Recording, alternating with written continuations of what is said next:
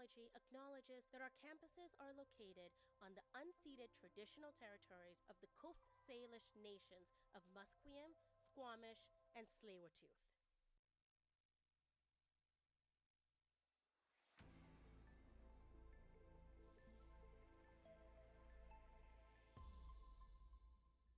Good afternoon, Burnaby. It's currently 3:30 p.m. I'm Gabe Liesi. Here are your news headlines to end the day. Surrey police are investigating an overnight shooting that investigators say was likely related to extortion. Police say they were called to a business in the 19300 block of Langley Bypass after the owner reported evidence of shots fired overnight when it was closed. Police say investigators did find the building to have been damaged by gunfire, although no one was injured. Investigators are asking anyone with information on the case to contact police. It's been over a week since the Iranian government turned off the internet amidst ongoing protests against the regime. Our reporter Joe McHugh was in attendance at a protest in downtown Vancouver over the weekend.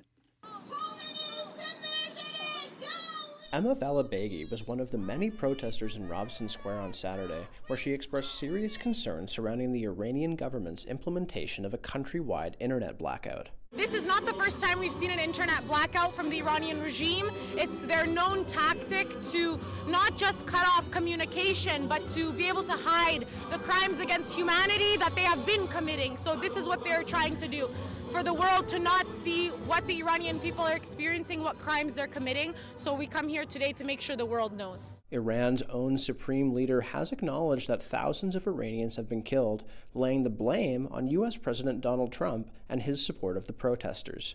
Joe McHugh, BCIT News. We are now joined in studio by our reporter, Joe McHugh. Joe, how many different groups were there in support of the Iranian people? Yeah, so there were three separate groups there, all calling for the end of the Ayatollah's regime in Iran, one of which was more focused on a pro-democratic movement coming from within Iran, in which they would pick their own leader. A secondary group wanted the return of the son of the Shah to create a kingdom within Iran. And then the third group was actually a Kurdish group for wanting Kurdistan, who was just showing solidarity with the Iranian people in their quest for freedom. And people at the protests themselves were having difficulty getting in contact with their relatives inside of Iran, yes? Yeah, Emma, who you just heard in that previous clip, she's been unable to contact her relatives there, her uncle or her dad, in the last number of days.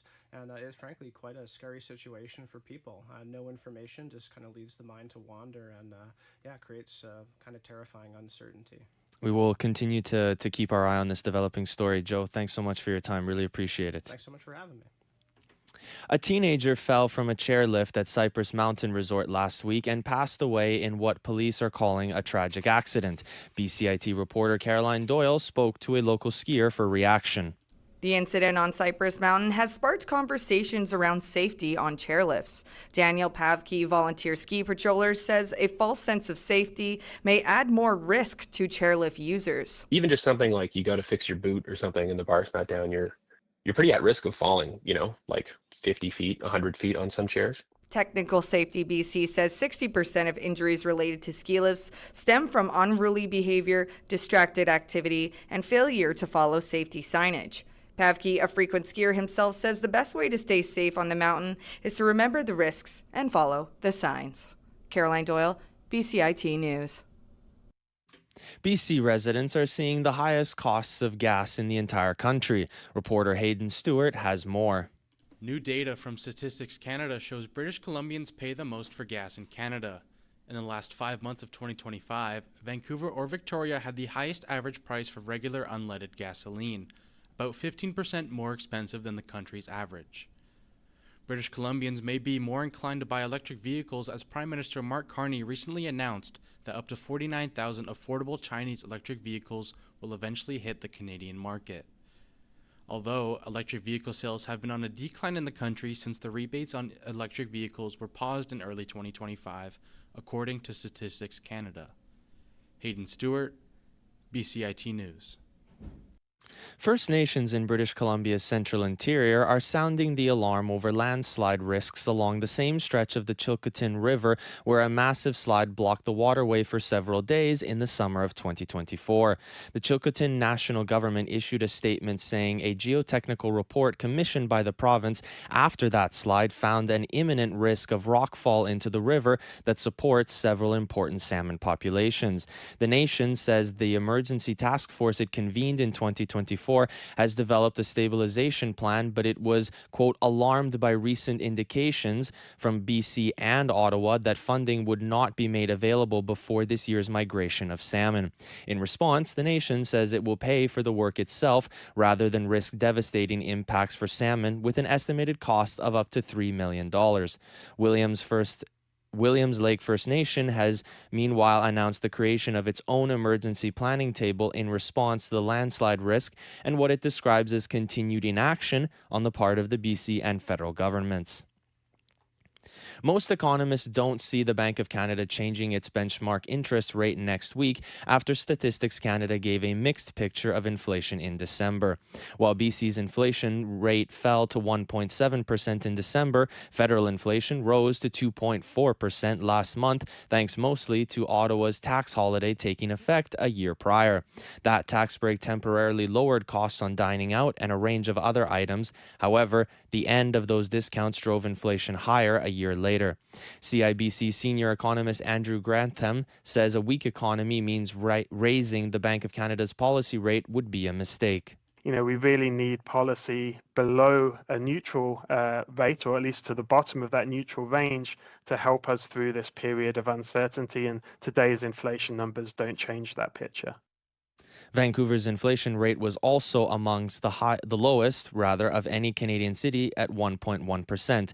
The Bank of Canada has held its rate steady at 2.25% last month and is set for its first decision of the year next week.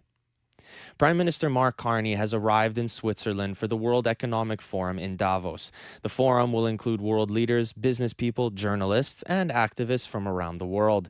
University of British Columbia political scientist Stuart Press says U.S. President Donald Trump's global trade war and threats against national sovereignty make attending Davos less politically risky for Carney right now. There's still suspicion of that kind of global wealth and power, but there is also a recognition that these are difficult times and that Canada needs to find allies wherever it can.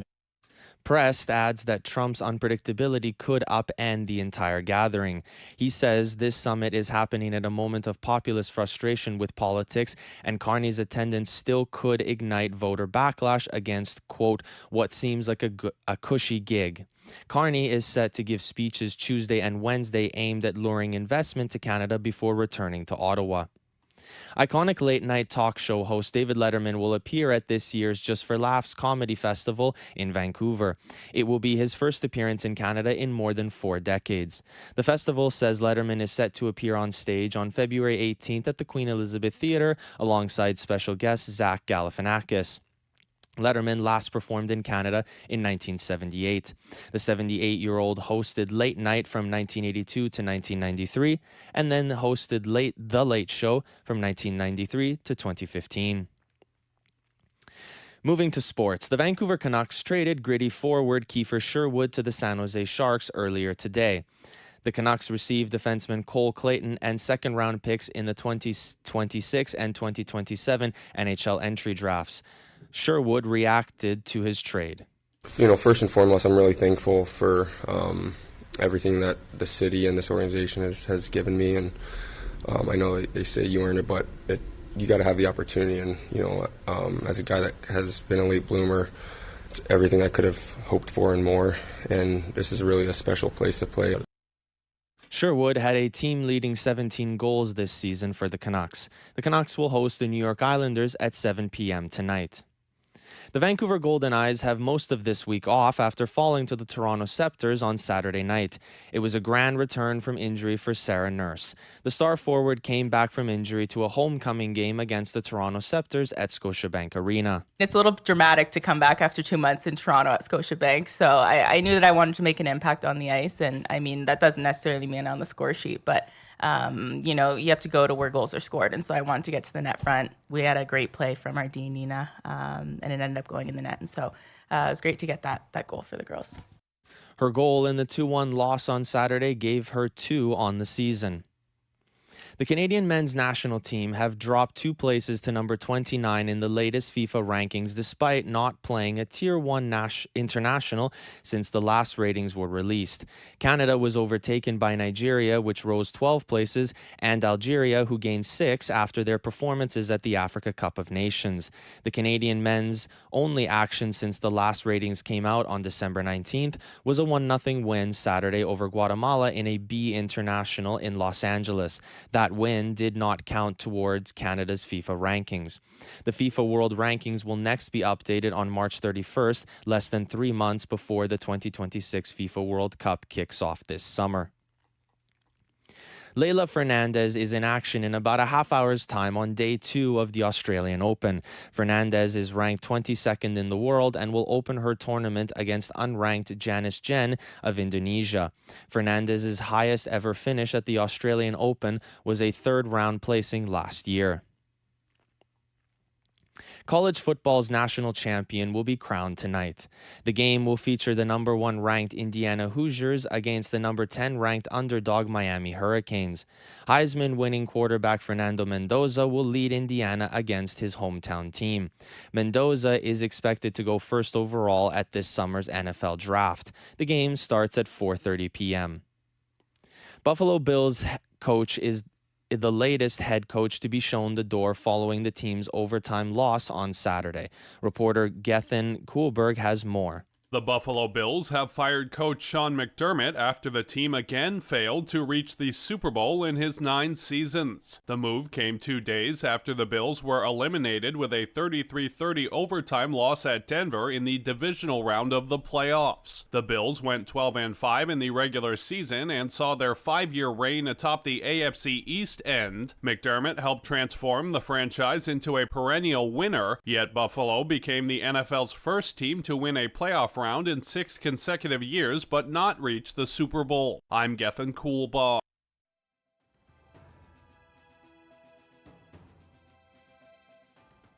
Stay tuned for more on BCIT's 1680. I would recommend this program for anyone that isn't sure what kind of job they want in media, because you learn everything from like public relations to communications to video editing, like radio, TV. So you do get a lot of experience in all the different fields in media.